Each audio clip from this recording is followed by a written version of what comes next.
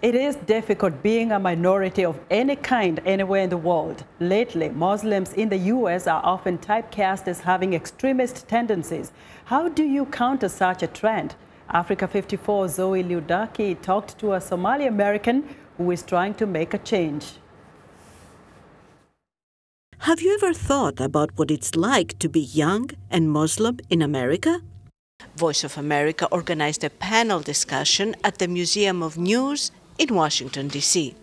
A panel of young men and women from Turkey, Afghanistan, Iraq, and the United States elaborated on the experience of being a Muslim minority in a multicultural Western society.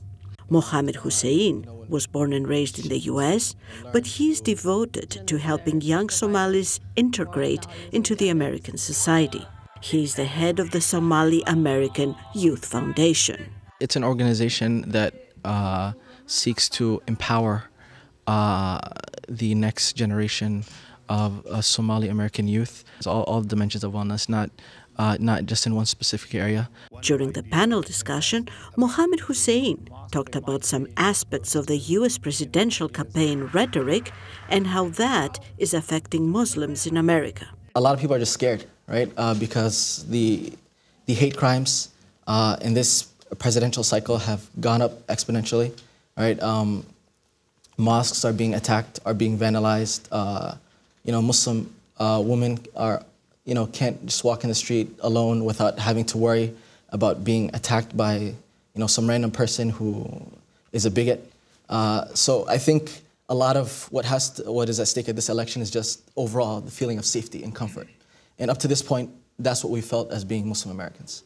The notion of extremism enters every conversation lately about Muslim identity. Extremists are people who are disengaged from their community, and as an organization, what we try to do is we keep our doors open to everybody, and we try to be as welcoming as possible so we don't turn anybody away. We engage youth that have a variety of problems all across the spectrum. And again, it's about educating them as well, right? The more they're educated about what true Islam is, what true religion is, then they are able to counter these types of ideologies. The Somali community in the U.S. is diverse, with a population of slightly under 85,000, with 1/3 of them living in the northern state of Minnesota, and the majority of them born on the continent. So, who has an easier time integrating into the American society? Young men or young women? Both sides have, their struggles in integrating. Muslim Somali women tend to do better in school and in education than Somali men. They have better grades. A lot of times they get better jobs. They're not exposed as much to, drugs, sex, violence, all of those things as a Somali man would be. So in that sense, I feel like a lot of times Somali women are more integrated as a whole. And we're trying to, kind of balance that out and trying to get Somali men more integrated and involved as well.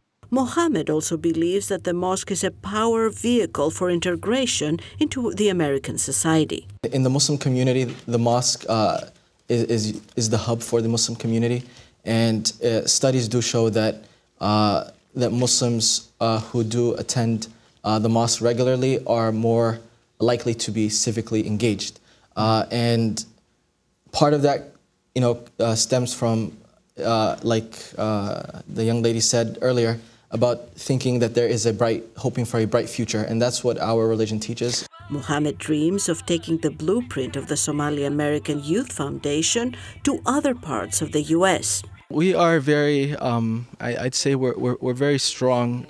We're very strong people. If you look at Somalia, if you look at the history of Somalia, and you see what a lot of the Somali immigrants had to go through and had to sacrifice to get here, it wasn't easy in the slightest. War-torn country, family members, dying. It could be because of extremists. It could be because of tribal issues. It could be because of a plethora of things. So I would say we Somali Americans are really strong and resilient people, and that's why, especially what I feel like they are, perfect for America. Integration into a Western society is a lengthy process of self-examination and assimilation. The Somali American Foundation tries to slowly guide young newcomers to make their journey a little easier. Zoe Leoudaki, VOA News, Washington.